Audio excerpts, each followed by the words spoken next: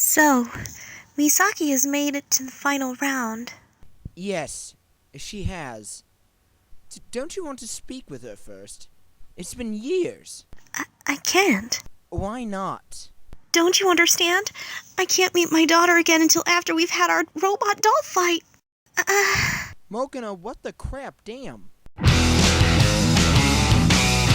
Wow, this is a weird series. Angelic Layer is on the surface, a show about people fighting each other in a tournament using robot dolls. This is a pretty common premise in shonen anime, but this is Clamp we're talking about, so there's a couple twists. Firstly, despite the fact that this is a prime way to advertise toys, playing cards, or even a similar video game, and let me tell you, little boys buy into that sort of thing, this show isn't advertising anything. Seriously, Clamp just didn't want a bunch of little kids laying the smackdown on each other. But here's the more fascinating thing. While this series was indeed intended for young boys, almost all of the lead characters are young girls. This is a pretty big twist on genre expectations, especially with a lead character like Misaki. Sure, she's shy and very quiet, but she's also determined never to give up, and finds her true strength comes from embracing what she already is, rather than wishing she was something else. Her can-do attitude would make her a shoo-in for the main character in practically any other shonen show, save for the fact that she is a she. That is to say that she defies the typical gender roles that anime and manga give to characters like her. Similarly, Kotaro, one of the only boys in the story, serves mainly as a love interest and moral support. The roles are switched, which is clever mostly in just how subtly it's done. Watanuki, you're getting ahead of yourself! Oh yeah, I should probably talk about what this show is actually about. Misaki, a middle school girl, arrives in Tokyo to live with her aunt. But when she gets there, she discovers a new game called Angelic Layer. The game consists of battles between angels, highly customizable robot dolls, kind of like a battle Barbie. Instantly falling in love with a particularly angelic angel she sees fighting, Misaki spends all of her money like a cosplayer at a wig sale, and immediately makes her own angel in the hopes of creating her ideal hero. A girl who is both small, like Misaki herself, but also strong, which is how she feels. So she ends up straight up making Hikaru from Ray Earth. No, seriously, in the manga, that's literally her inspiration. And she starts fighting and doing pretty well at this pseudo-sport. Through this, Misaki finds strength in herself and makes new friends along the way, just like any other shonen anime lead, and gets a little stronger each time she does it. But one of the biggest strengths that she gains over this time is the friends that she makes. There's some great supporting characters in this show. The first person Misaki meets when she gets to Tokyo is Ichiro Mihara, aka Ichan.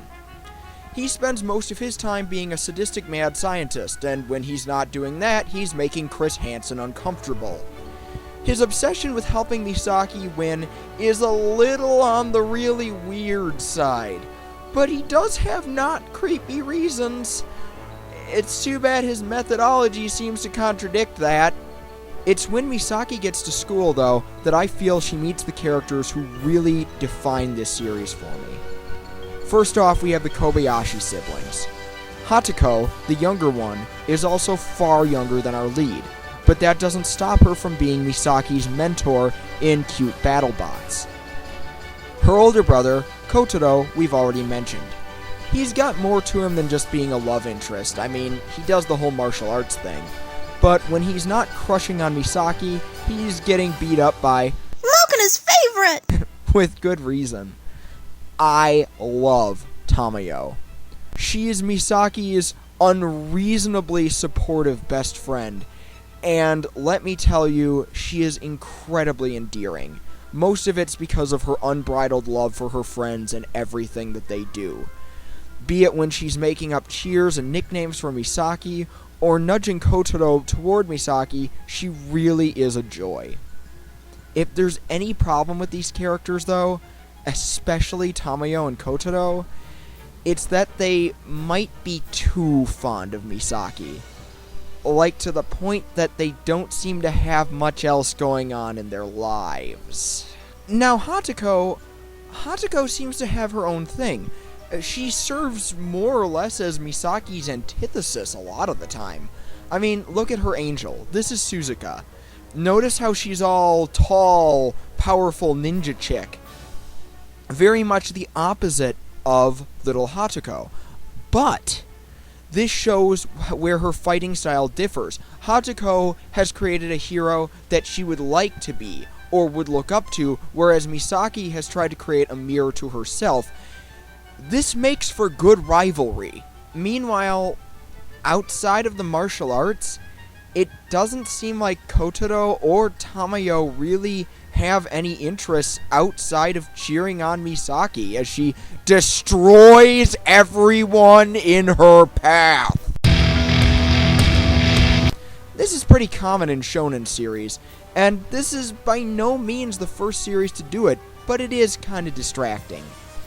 That said, this can also be a strength, as the excitement of Misaki supporting characters can make you want to cheer for her and see her win. And you will get plenty of seeing her win. And I really mean plenty. This is probably the biggest problem with the series. Misaki is too damn good at Angelic Layer. She loses a grand total of once in the entire story. Really, she is unstoppable. This hurts the drama. I mean, in order for us to cheer for an underdog, they need to actually seem like they might fail, or even actually fail now and then. You know why Remember the Titans had the team barely win the championship near the end of the movie? Because in real life, they won 27-0, and a movie called Remember That Team That Had Literally No Chance of Losing at All would be boring. Misaki's skill is too much. If there are any other problems with this series, they all stem back to weird adaptation choices. As in, the changes that were made from the manga to the anime. These changes are weird, even by manga to anime standards. For starters, the anime really wants to be taken seriously. I mean, both versions are lighthearted, but any chance this anime gets to go super serious, it will take. Even if it means making things awkward and uncomfortable. This is most pronounced in Misaki's strained relationship with her mother, Shuko. Misaki hasn't seen her mother since she was very little, and as it turns out, Shuko is actually the champion of Lair, and her reason for not making any effort to contact her daughter is vastly different between the two versions. In the manga, Shuko is simply really shy with the people she loves. She's so shy that she's actually afraid to talk to her daughter. And while this is moderately disturbing, it's played for laughs. Yay, neglect! The anime takes this to a much darker place, though, giving Shuko a debilitating disease and making her very melodramatically reluctant to even speak with her daughter.